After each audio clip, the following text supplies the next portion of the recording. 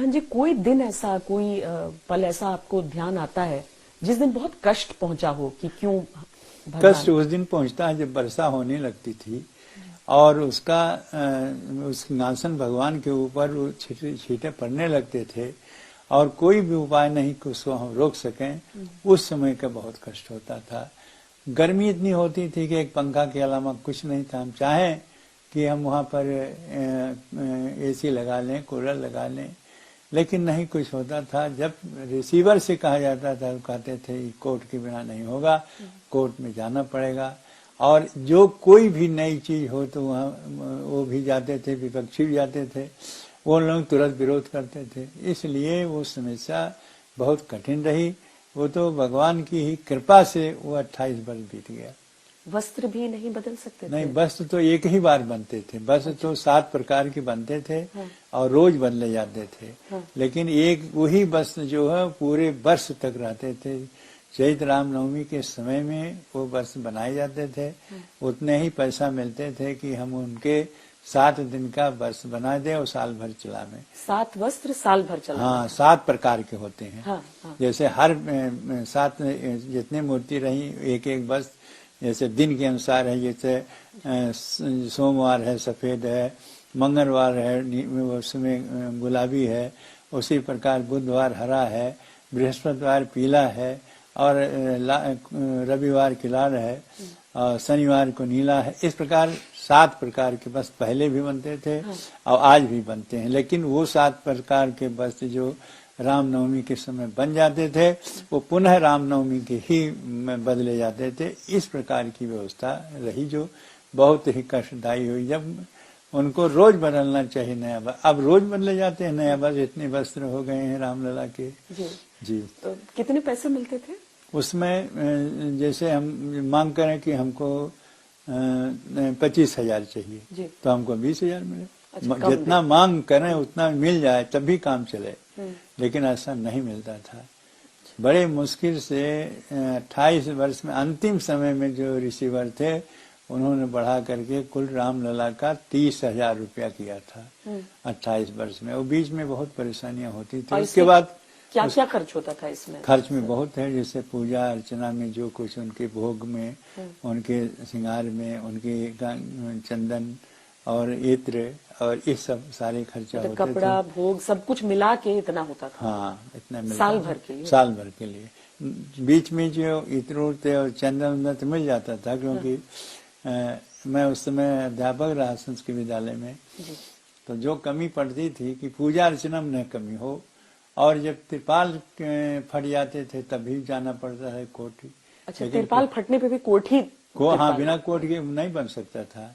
वो पड़ा रहे वैसे कभी कभी चूहे और जो हम स्टेज से उनसे कहने पर तो ऊपर दूसरा तिरपाल छोड़ देते थे। तो इस प्रकार से बचाव होता था। लेकिन जब हवा चलती है, हवा से सिंहासन तक पानी जाता था, उस समय परेशानी होती थी। तो यानी कि हम 20-25 हजार भी समझे तो साल का मतलब हर महीने का मुश्किल से 2,000 से कम ही के करीब आप लोग को मिल पाता था इतने सारी चीज। हाँ, इतने। जहाँ पर कम से कम 40,000 35,000 से कम होना नहीं चाहिए था और उसमें आधा से कम मिलता था। लेकिन उसकी भी व्यवस्था रामलला की कृपा से होती थी। जब उसको मांग करें कहीं बिना कोर्ट के आदेश से नहीं। और जबकि ऐसा नहीं था, कोर्ट ने पूरा अधिकार इनको दिया था। रिसीवर की जो भी रख रखाव में रामलला की होती है, पुजारियों को होती है, उसको आप पूरा दें। लेकिन पता नहीं क्या था कि वो कोई समस्या न होते हुए समस्या पैदा करते थे रिसीवर ही, और रिसीवर मंडलायुक्त होते थे। अच्छा अच्छा, आपको लगता है राजनीति होती रही काफी? राजनीति का क्या राजनीति है? राजनीति तो मुखिया मुख सो चाहिए, खान पान सो एक, पालें पोसें सकल अंग, तुलसी सहित विवेक। मुखिया तो ऐसा होना चाहिए राजनीति में, इस प्रकार से मुखिया हो जिससे कि सारी जनता संतुष्ट हो। जास राज प्रिय प्रजा दुखारी, सो निरपय अवश्य नर के अधिकारी। ये सब पढ़ते ही नहीं है, कुछ जानते ही नहीं। जो ये सत्तारूढ़ लोग होते हैं, जब जब हुए और पार्टियां हुई, लेकिन कभी भी अयोध्या के प्रति किसी का दृष्टि नहीं आया। जिस प्रकार से इस प्रकार से यह पार्टी जब से आई तब से जो अयोध्या का, हाँ, बीजेपी जब से आई, और विशेषकर मुख्यमंत्री जी और प्रधानमंत्री जी का जो रोल है, जो यहाँ पर उनके दृष्टि है, बहुत अच्छी है, जिसके प्रकार से आज अयोध्या विकसित हो रही है। लोग दर्शन के लिए कब से आते रहे? दर्शन तो आते थे बहुत तिरपाल लोग, में थे तब भी? हाँ तब भी आते, लेकिन वही दर्शन इतना लोग नहीं आते, इतना घुमाव दूर तक रहा कि जो कमजोर थे वो जाते नहीं थे। सिक्योरिटी के लिए बहुत दूर से हाँ, पैदल आना होता दूर था। पैदल करते थे। और उसके बाद में जो माताएं आती थी वो तो रो पड़ती थी कि हम ठाट में हैं, हम एसी में हैं और हम कूलर में हैं और ये भगवान हमारे देखिए कैसे पड़े हैं। तो इस प्रकार के उनकी दर्द बहुत होता था और किसी प्रकार से बीता 28 वर्ष में बहुत कष्टदायी रहा, यही कहना है और उससे नहीं। लेकिन कभी भी ऐसा अनुभव नहीं हुआ, न निराशा आई कि नहीं ऐसे ही सब दिन रहेंगे।